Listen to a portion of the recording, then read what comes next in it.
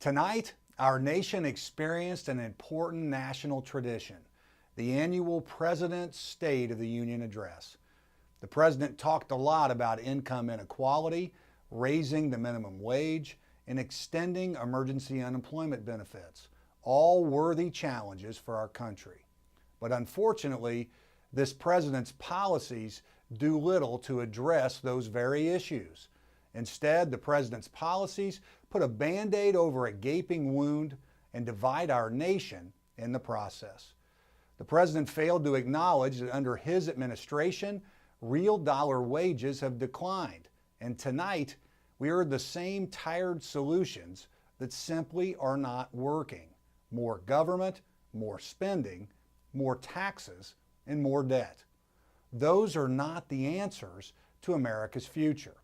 We can all agree that someone working full-time and playing by the rules should not live in poverty. To fix this problem, we need a growing economy. Too often, the President's policies instead grow government, raise taxes, and kill jobs.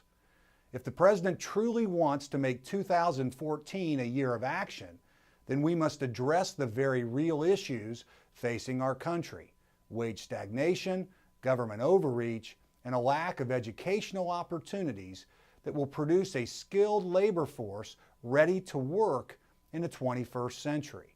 If the President wants a year of action, he must call on his colleagues in the Senate to pass the dozens of House-passed bills already sitting in their chamber. Bills like the Skills Act that updates our job training program to equip unemployed Americans. A bill I authored to ensure that parents have the best and most useful information available to make cost-conscious college decisions. It would ensure their children are positioned to succeed academically and professionally without the burden of crushing student loan debt. And bills like the Offshore Energy and Jobs Act and the Northern Route Approval Act that lower energy costs and create jobs. 40,000 of them through the construction of the Keystone Pipeline alone. We must also pass major tax reform this year that closes special interest loopholes and lowers rates for virtually all Americans. We've seen the consequences of the President's health care law. Workers' hours are getting cut, people are being laid off, and employer-funded health care programs are going away. House Republicans have tried to defund, delay, and replace this flawed law with patient-centered free market reforms that protect consumers and lower the cost of health care. But these calls have been so far ignored. As a result, millions of American families have been hurt. The calamity of this President's health care law must be addressed this year.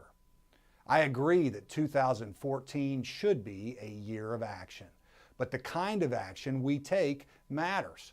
Our country doesn't need more class warfare, and we don't need more interference from Washington. It's time to stop bickering, and it's time to stop looking for quick fixes. Instead, we must work toward long-term solutions that move America forward.